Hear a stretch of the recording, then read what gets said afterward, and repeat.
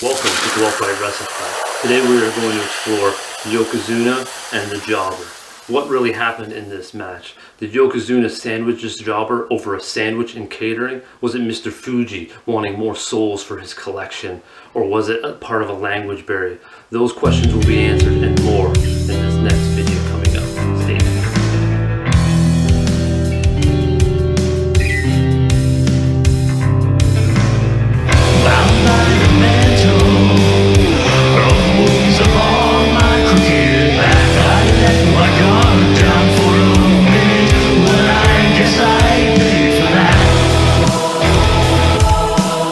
Welcome to Guelph Wrestle Head. I am Andrew Sennedra. This is the Crimson Cupcake, Captain Witchfingers, and today we're talking about Yokozuna versus this poor jobber in a ring far, far away once upon a time. And what really went down in that match was like this purposeful? Was this an accident, a slip up on the ropes? Like there's many things that could have happened, but this man somehow survived the Yokozuna bonsai drop upon his chest,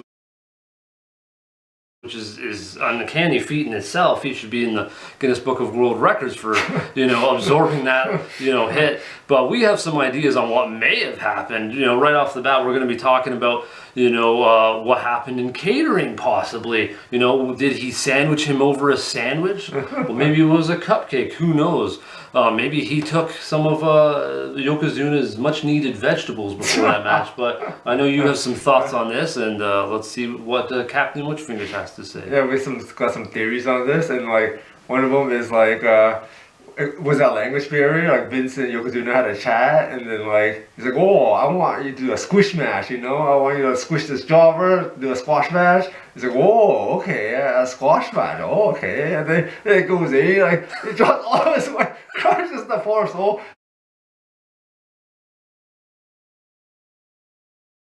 Sits on him, and the ref's like, get up, he's like, dying, what are you doing, And then he goes back to Vince, like, is that what you wanted? I killed him, I squished him. You wanted me to squish this motherfucker? No, that's not what a squash match means. And that's what happens sometimes with the language barrier in matches with people with different languages. Maybe wrestling isn't universal language like Okada believed. Maybe they changed the language up universally so that wouldn't happen again. But clearly, that poor soul, managed to survive. But that language barrier could have been one. We don't know what happened catering though. Like maybe he took this sandwich and Vince was like, "Oh, it's a squash match." And he's like, "Damn right, it's a squash match." Maybe there was no language barrier, and he's like, "That fucker took my last sandwich," and or possibly the brownie, the cupcake. I don't even know if WWF had catering back then, but either way, this guy might have ticked Yokozuna off, and when he heard squash match, it was squash time.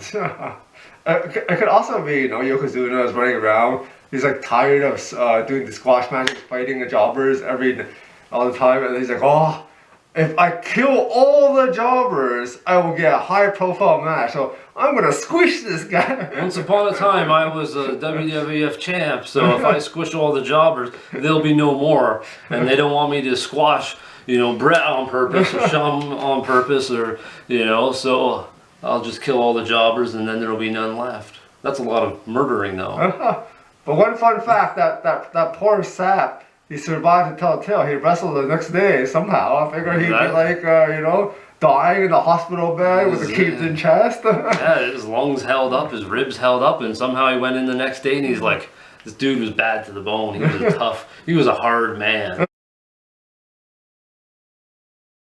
And then the last theory was quite a mystical theory, maybe like paranormal, supernatural, as Mr. Fuji.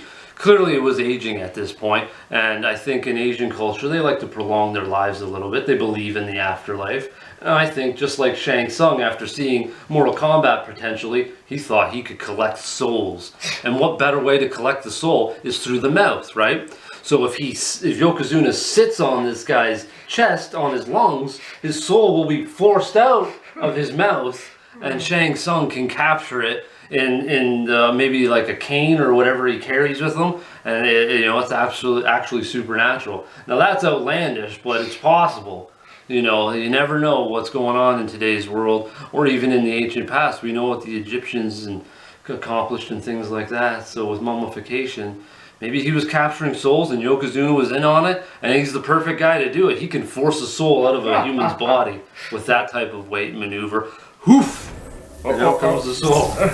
Or like Dragon Ball, you got the base, and he sucks up the soul in this base, and then you gotta put the cork on the front. He's like, I gotta use seal. Yeah, just like a genie. So and Master Fuji was eating the souls. Your soul is mine. And you know, he was rejuvenating himself. You know, like he could have been 110 in that match, Mr. Fuji. We don't know. And capturing the souls kept him a little youthful, kept him going a little longer, and then. So he's changing his face. You never know. Who could be Mr. Fuji? So those are our outlandish theories on Yokozuna and this poor jobber. Do you think our theories are outlandish? Do you think Mr. Fuji could be collecting souls? Or is that too far-fetched? Or was it simple and it was over a sandwich or misinterpretation, you know, language barrier? Let us know down in the comments, and if you like this content, you know, give us a thumbs up. If you don't, you can give us a thumbs down, and we don't give a fook. And until next time, folks, hit us up in the comments, why don't you? Until next time, heavy wrestling.